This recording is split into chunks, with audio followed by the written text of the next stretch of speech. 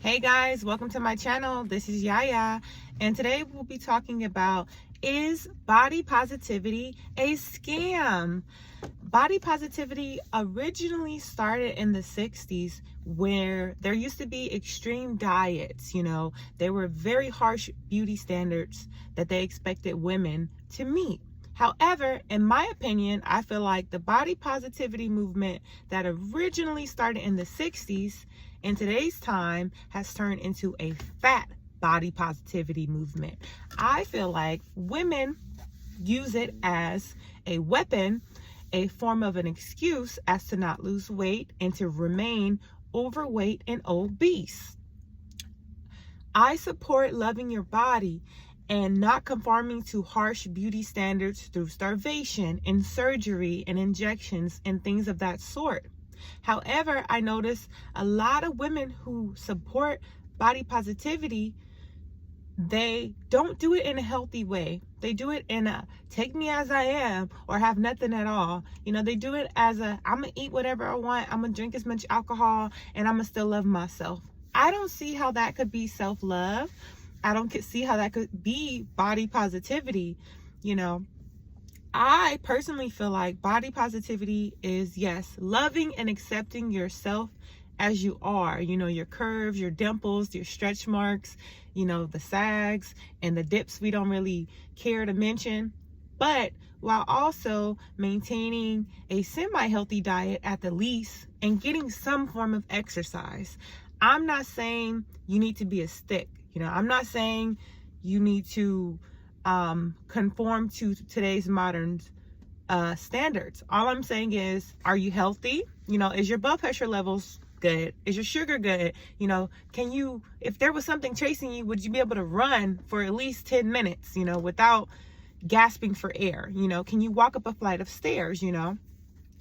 That type of stuff. Like, are you in good health? Do you feel good about yourself? Do you feel like you're treating your body like a temple? Your body is a temple. It should be cherished. You should not constantly be throwing trash in it, whether that's through your mouth or through your mind. You should be mindful of what you're consuming, food, what you're watching, negative shows, things of that sort should be filtered.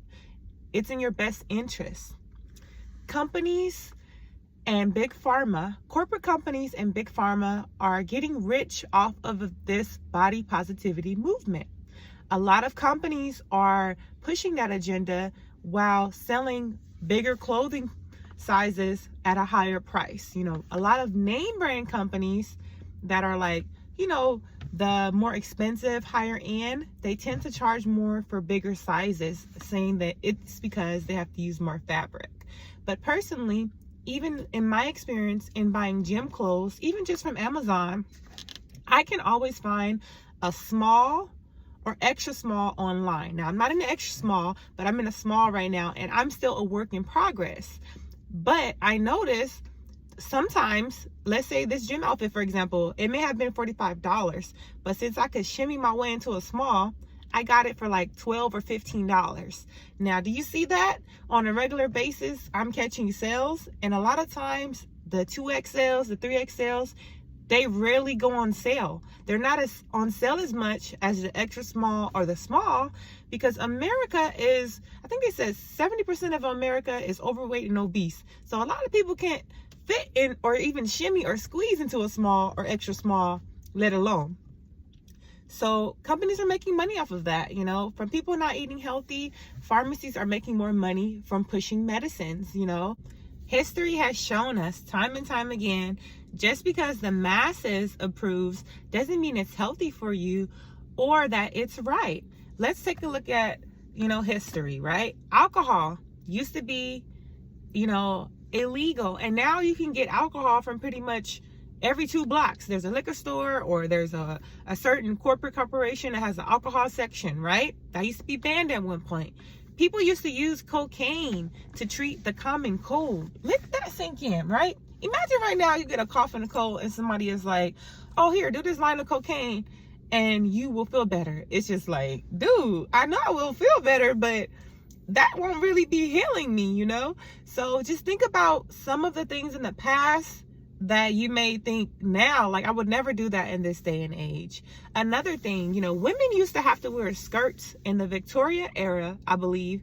Women used to have to wear skirts so long to cover their ankles. And if they showed their ankles, they would be shamed. They would be slut shamed, right? It would be considered provocative. And, oh, she's, you know, they wouldn't say back in the streets.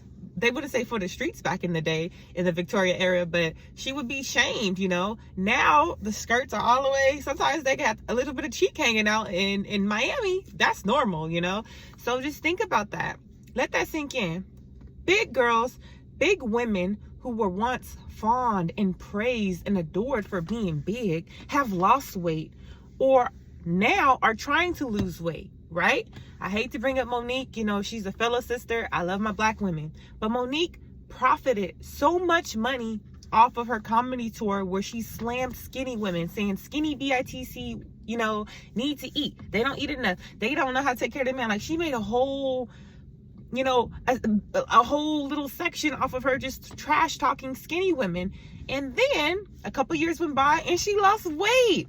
Remember, she had all the big girls on stage with her dancing, not just like overweight or thick, but she had like the bigger ones on stage shaking it, you know, and praising that, glorifying that. And all the big women were just supporting her and spending their money, you know. Another person, you know, let's talk about Adele. A lot of people supported Adele, saying, now Adele is talented. Yes, she's very talented, but a lot of people supported her saying she has a natural body. I love her just because of that, even if I don't listen to her music. Adele has lost weight now. If you haven't seen recently, you can look at a photo. Jennifer Hudson, which I love a lot, but a lot of people were rooting for her because she was a little bit thicker. Now she done lost weight. Now she's never came out and said, you know, like Monique or like Lizzo about the big girl movement. She was just bigger and she lost weight. And a lot of her fans were kind of like mortified that she decided to become healthy, which is crazy because if you're a fan, wouldn't you want that person to be healthy? And, you know, I just mentioned Lizzo. Lizzo was and still is the campaign head for big girls. A lot of big women would use Lizzo as an example to support, you know, their biased terms, you know, how they would only want to date men in shape. But look at Lizzo now. Lizzo has lost 60 pounds, right? And some of her big girl fans, they're pissed off. They're irate because they would always use Lizzo as an example as to why it's okay to be big, how you could be successful and still be big. But now Lizzo is losing weight. So is body positivity becoming a scam? Is it a scam? You know, a lot of songs that preach the love me how I am, women empowerment. Look at the people who sing those songs, right? Beyonce, you know, I love Beyonce. Again, I love all these women I'm talking about. I'm just using them as examples. She talks about, you know, loving herself as she is, but she exercises and she diets. When her weight get too big, she snap out of it, you know. Toni Braxton, she been exercising for years, you know. A lot of the songs that women are saying, you know, self-love, you know, love me as I am, take me as I am, or have nothing at all, are coming from women who are in great shape. Kelly Rowland, another one, she's never been big a day in her life, you know. People who are supporting this movement, a lot of them are not obese. Tiana Taylor, you know, Taylor Swift.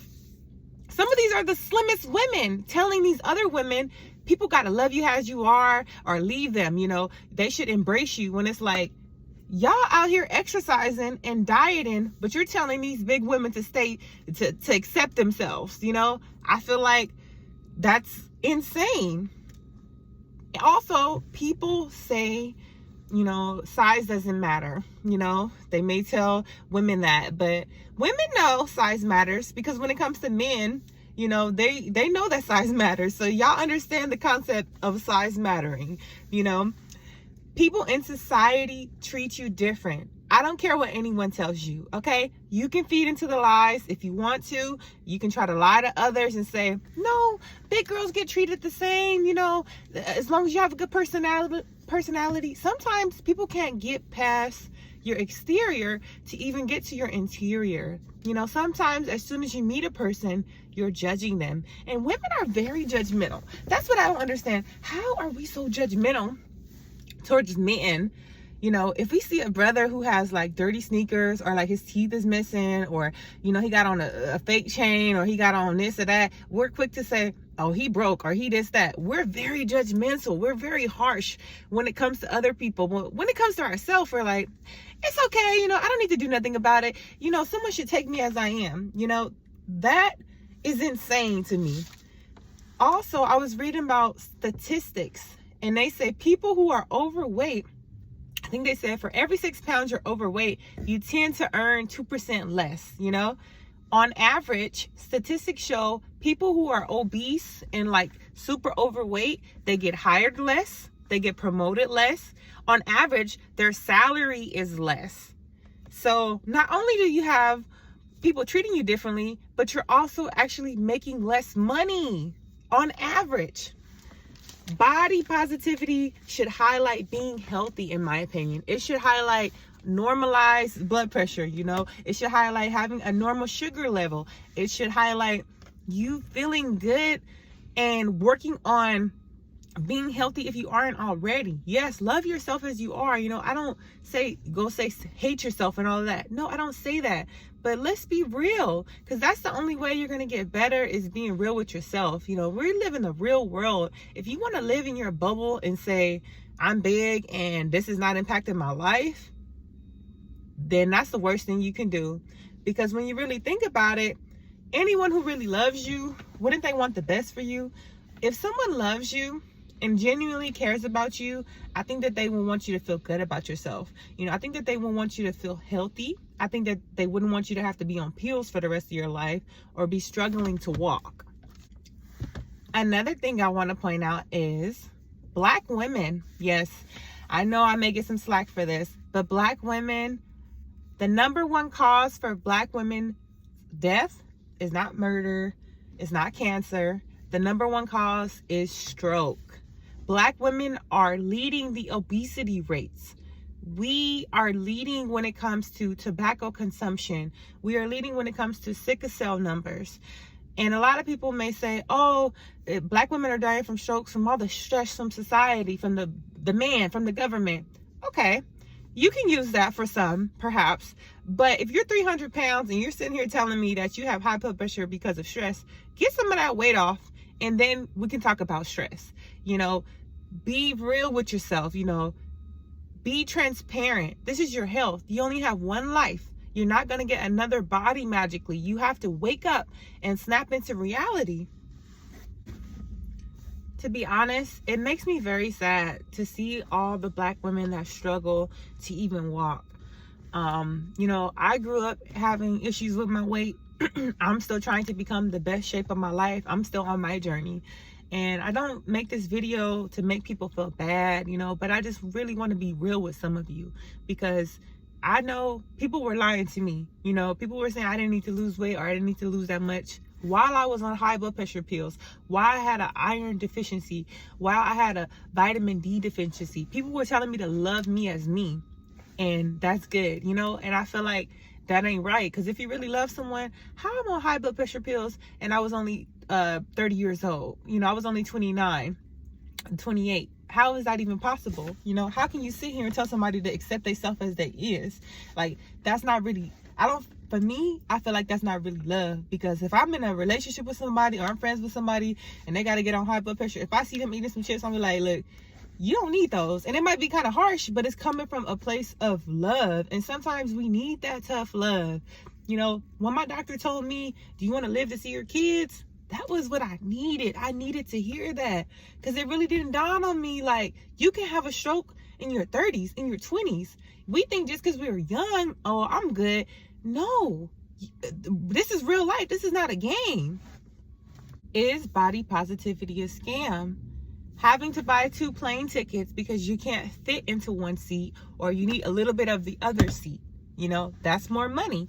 You know, paying higher for extra wide shoes, because they don't usually sell those in the store, or if they do, you have to go to particular stores. And I noticed when I was bigger, a lot of those big girl stores, they're pricey. They're not as cheap as some of like the leaner, smaller boutiques. You can't just be like, you know what, I got $20, I'm about to get a whole outfit. It usually costs a little bit more, you know. You won't be leaving out of there with no accessories and all of that. You know, it's more pricey on average. Yes, there are exceptions. There are certain stores like Rainbow where you can get cheap clothes, but the quality is not the same, you know.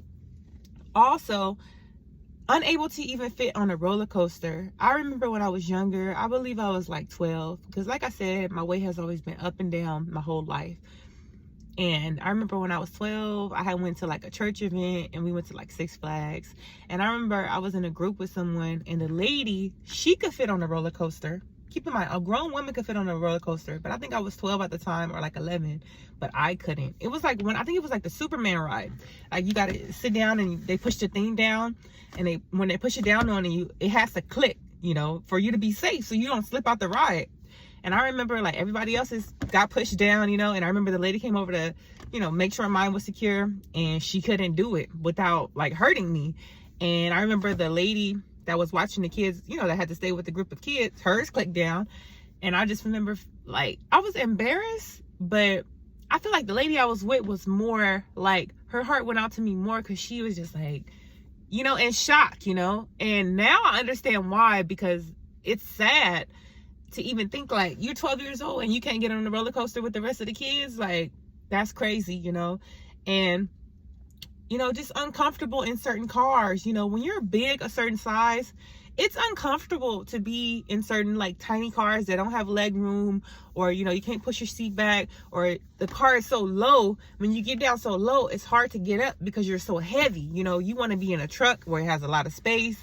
So that's another accommodation. You probably got to pay more for Ubers, or, you know, you can't carpool as much, because if you're in the back seat, you taking up 2 seats. Like, and I'm not saying this to be mean, I'm just saying this to be real. Like, when you get older, do you want to be able to go run after your kids or your grandkids? You know, do you want to be able to live here longer?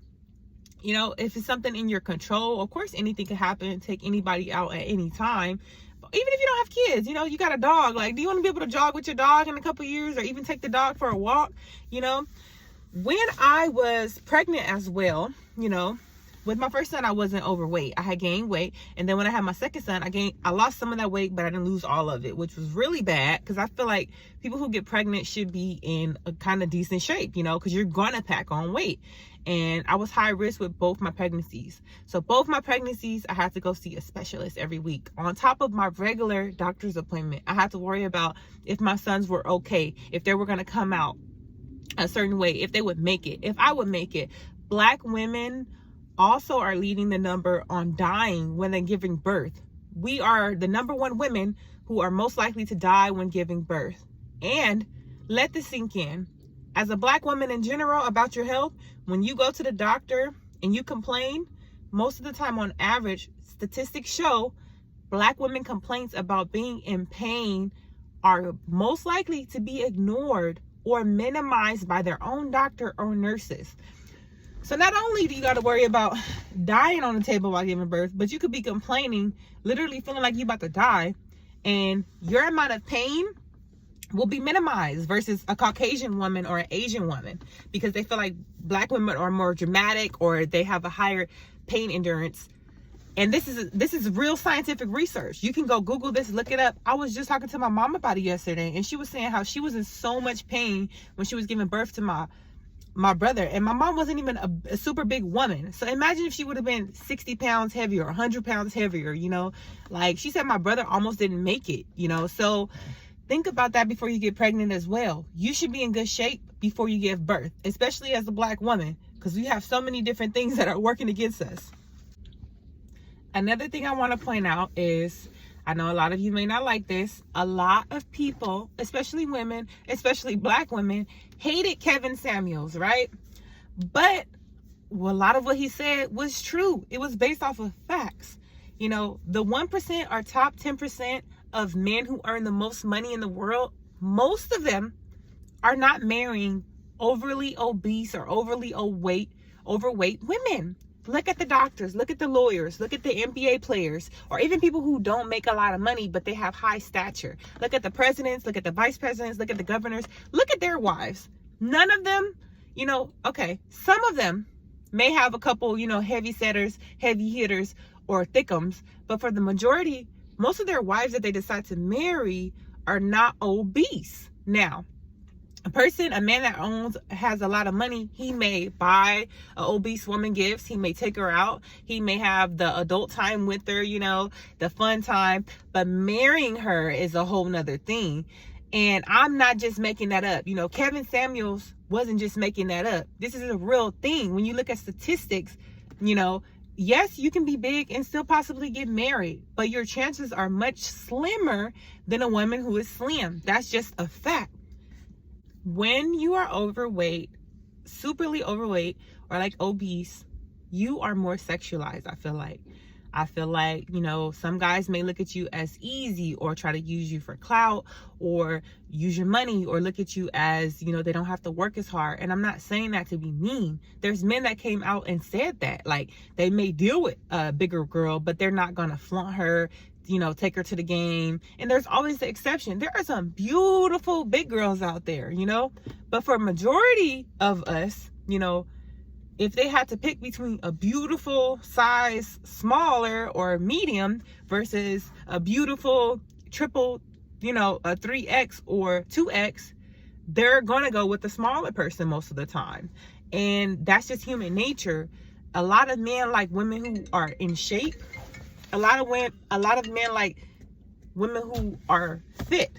When you're fit, it's also a chemical thing, because a lot of times if you go back to science, right? Let's go back to science, back to the caveman days. They used to like women who were fit and had the bearing hips, that's what they call them, and have healthy hair, because they were looking for someone to mate with, to have kids with. So even in today's society, if you were to get married, usually men who get married, they want to have children. They want to have a legacy. Most successful men, they want kids, or they want a legacy. They want to have a family. So when they're looking at somebody who's super out of shape versus someone who's in shape, think about it. When you get pregnant, you're going to gain weight. And a lot of women, when they gain weight from their kids, most of them don't turn their whole life around and get in better shape than when they first met. Most of them may lose some of that weight, but they're going to hold on to it. That's why we have this stigma around the mom bod or the dad bod, because it's acceptable for people to have kids and they just kind of let themselves go. So just be real with yourself. So that concludes the video. This was a much longer video than all of my other videos. I hope you guys enjoyed it. I hope you guys don't get offended by what I'm saying, but understand that it's coming from a loving place. When I was 280, 300 pounds, I was miserable. I was sad. Now, that may not be you. You may be healthy. You may be in great shape. You may feel good. But for those who are suffering from depression, anxiety, your stomach is linked to your brain. There's chemicals. If you have a messed up stomach, most likely you have mood swings. So being in shape is not even just about how society treats you, making more money or getting married, having kids. It's not even just about that. It's about your feelings. How do you feel about yourself? Are you happy where you're at in life? Because I know a lot of people who are bigger who wear a mask. They have this loud personality. They talk loud. They're very flamboyant or very arrogant. But deep down, they struggle with self-esteem issues. They struggle with self-image issues.